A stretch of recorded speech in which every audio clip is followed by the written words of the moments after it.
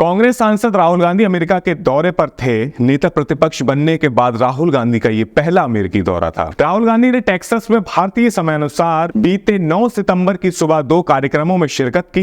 राहुल ने भारतीय समुदाय के लोगों से भी मुलाकात की और यूनिवर्सिटी ऑफ टेक्सास के एक कार्यक्रम में अपनी बातें रखी। इस दौरान राहुल गांधी बीजेपी और आरएसएस पर हमलावर रहे। राहुल गांधी ने कहा, चुनाव के नतीजे आने के कुछ मिनट के अंदर ही लोगों ने मन से बीजेपी और भारत के प्रधानमंत्री मोदी का डर समाप्त हो गया है। बीते लोकसभा चुनावों में बीजेपी 240 सीटें ही जीत सकी थी। हालांकि एनडीए के घटक दलों की मदद से नरेंद्र मोदी सरकार बनाने में सफल रहे थे। इन चुनावों के बाद से कांग्रेस समेत इंडिया गठबंधन साल 2024 के चुनावी नतीजों को अपनी बड़ी जीत बताकर पेश करता रहा है। राहुल गांधी ने वॉशिंगटन डीसी में भी कई कार्यक्रमों में हिस्सा लिया। आदाब नमस्कार, मैं दानिश अदीम और आप देख रहे हैं द देश बोर्ड। राहुल गांधी ने टेक्सास में एक कार्यक्रम में कहा, आरएसएस मानता है कि भारत एक विचार है, जबकि हम मानते हैं कि भारत कई विचारों से बना है। हम अमेरिका की तरह मानते हैं कि हर किसी को अपने सपने देखने का अधिकार है, सबको भागीदारी का मौका मिलना चाहिए और यही लड़ाई है। राहुल के इस बयान पर प्रतिक्रिया देते हुए बीजेपी सांसद गिरिराज सिंह ने कहा, आरएसएस को जानने के लिए राहुल गांधी को कई जन्म लेने पड़ेंगे। कोई देशद्रोही आरएसएस को नहीं जान सकता। जो विदेशों में जाकर देश की निंदा करे वो आरएसएस को नहीं जान सकता। लगता है कि राहुल गांधी भारत को बदनाम करने के लिए ही विदेश जाते हैं। उन्होंने कहा, मैं बार बार कह रहा हूं कि राहुल गांधी इस जन्म में आरएसएस को नहीं समझ पाएंगे, क्योंकि यह संगठन भारतीय संस्कार और संस्कृति से पैदा हुआ है। राहुल गांधी पहले भी अमेरिका के दौरे पर जाते रहे हैं। उनके विदेश दौरों पर बीजेपी आक्रामक रही है। इससे पहले इंडियन ओवरसीज कांग्रेस के चेयरमैन सैम पित्रोदा ने टेक्सास में राहुल गांधी का परिचय कराते हुए कहा, राहुल गांधी के पास एक विजन है, ये उस बात के विपरीत है जिसके लिए बीजेपी ने करोड़ों रुपए खर्च किए।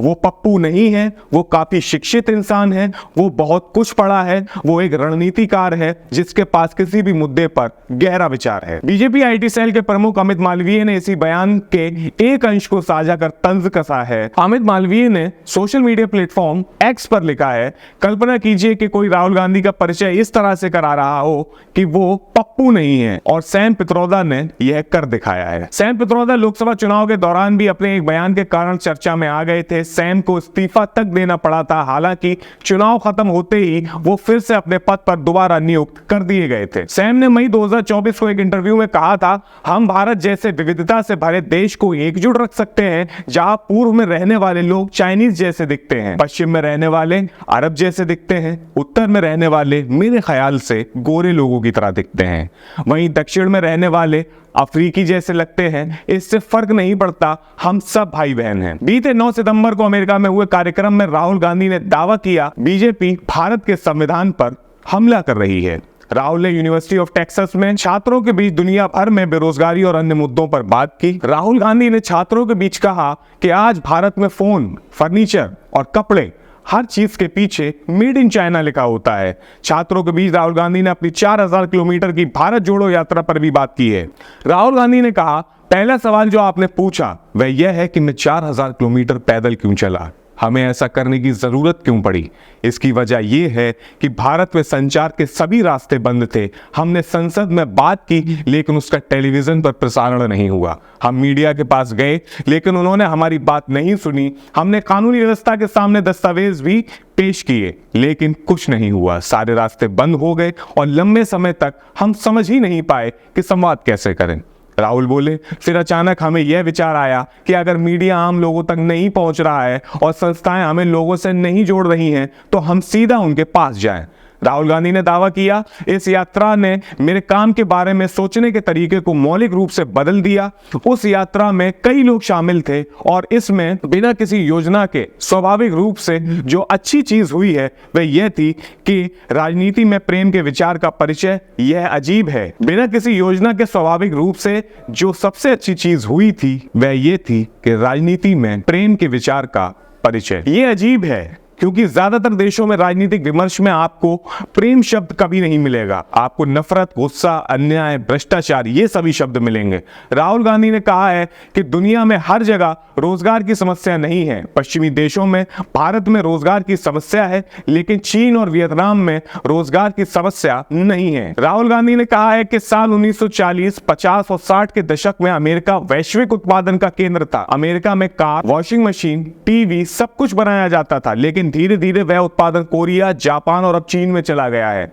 राहुल ने कहा है, अगर आप आज देखें तो चीन वैश्विक उत्पादन पर हावी है। भारत में आप फोन, फर्नीचर, कपड़े देखें तो उन सभी के पीछे मेड इन चाइना लिखा होता है। ये तथ्य है। तो क्या हुआ है? पश्चिमी देशों अमेरिका, यूरोप और भारत ने उत्पादन के विचार को छोड़ दिया है और इसे चीन को सौंप दिया है। राहुल गांधी ने रोजगार के संकट पर खास तौर पर बात की है और कहा, उत्पादन का काम रोजगार पैदा करता है। हम जो करते हैं, जो अमेरिका या पश्चिमी देश करता है, वह उपभोग को व्यवस्थित करना है। राहुल गांधी के मुताबिक भारत को उत्पादन के काम और उत्पादन को व्यवस्थित करने के बारे में सोचना होगा। विनिर्माण या उत्पादन चीनी, वियतनामी या बांग्लादेशियों का होने जा रहा है। राहुल गांधी बोले, बांग्लादेश अभी समस्याओं का सामना कर रहा है, लेकिन उसके बाद भी उसने वस्त्र उद्योग में हमसे पूरी तरह से प्रतिस्पर्धा की है। उन्होंने वस्त्र उद्योग में हमारा सफाया कर दिया है। हालांकि पीएम मोदी कई मौकों पर यह कहते रहे हैं कि भारत की अर्थव्यवस्था तेजी से आगे बढ़ रही है। नई सड़कों, हवाई अड्डों, बंदरगाहों और मेट्रो लाइनों का निर्माण नरेंद्र मोदी की आर्थिक नीति की धुरी रहा है। पिछले 3 साल से उनकी सरकार हर साल $100 अरब की रकम मूलभूत ढांचे के विकास में खर्च यानी पूंजीगत व्यय कर रही है। 2014 से 2024 के बीच भारत में लगभग 54,000 किलोमीटर यानी 33,553 मील लंबे नेशनल हाईवे बनाए गए हैं, जो इससे पहले के 10 वर्षों के दौरान बने राष्ट्रीय राजमार्गों से दोगुना है। जीडीपी के अनुपात में देखें तो 2020-21 में निजी निवेश महज 19.6% था, जबकि 2007-8 में जीडीपी के 27.5% के साथ निजी निवेश अपने शिखर पर रहा था। हालांकि बेरोजगारी के मुद्दे पर पीएम मोदी की अक्सर आलोचना होती रही है। अंतर्राष्ट्रीय श्रम संगठन के ताजा आंकड़ों के मुताबिक साल 2000 में जहां देश के बेरोजगारों में पढ़े लिखे नौजवानों की तादाद 54.2% थी, वो 2022 में बढ़कर 65.7% पहुंच चुकी है। राहुल गांधी ने कहा, भारत को लोकतांत्रिक माहौल में उत्पादन करने के तरीके पर पुनर्विचार करना होगा और जब तक ऐसा नहीं होगा तब तक हमें बड़ी बेरोजगारी का सामना करना होगा। राहुल गांधी ने बीजेपी, आरएसएस, चीन प्रधानमंत्री नरेंद्र मोदी और बेरोजगारी पर किए तीखे हमले पर आपकी क्या राय है, हमें कमेंट करके जरूर बताइएगा। वीडियो को लाइक जरूर कीजिएगा, शेयर जरूर कीजिएगा और अपनी राय हमें कमेंट जरूर करें। साथ ही साथ हमारे और अपने चैनल द देशबोर्ड को सब्सक्राइब करें। अपना बहुत ख्याल रखें। बहुत शुक्रिया।